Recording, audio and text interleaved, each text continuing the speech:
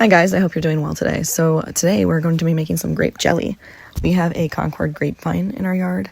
It's not super huge. I don't think it was super expensive to buy. I mean, you do have to wait for it to bloom a little bit if you get a smaller plant. But anyways, so basically you just take your grapes, you add them to a giant pot, you fill it up with water to cover the grapes.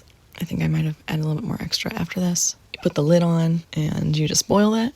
And then once it boils, you're going to turn it off and let it sit for a little bit.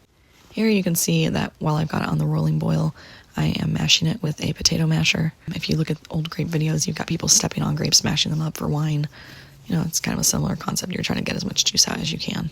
After you've finished getting all the juice out of the grapes by mashing them and kind of just letting everything settle, you're going to put the lid on and turn the heat off and just kind of let that steep. For at least an hour. I usually do a few hours. Sometimes I'll boil it at like midnight or something, put the lid on, turn off the heat once it's reached a boil, and then just let it sit overnight, and then in the morning is when I finish it.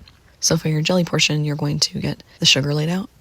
I think this recipe used maybe 4 cups of sugar, and you can find the recipes online from whatever brand you buy your fruit pectin from. And so before you get to the process of making your jelly, you are going to sanitize your jars. Now, there's a few ways you can do this. The dishwasher should be good enough. It's hot steam, after the initial wash. And so that makes the jars pretty hot, which is good.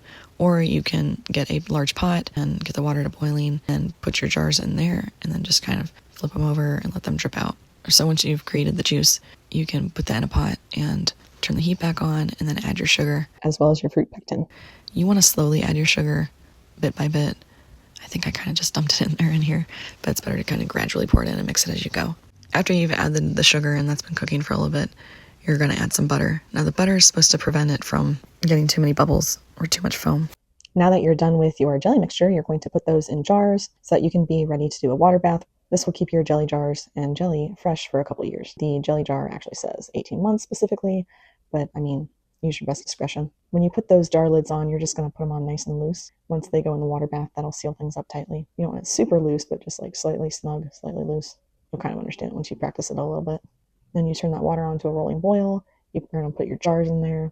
And I set a timer for 5 minutes for those to cook. It might be more like 8. You can check the recipe online at whatever brand you bought your fruit pectin from, or you can just find a general recipe. I think in the past I set it to 8 minutes. This time I did 5.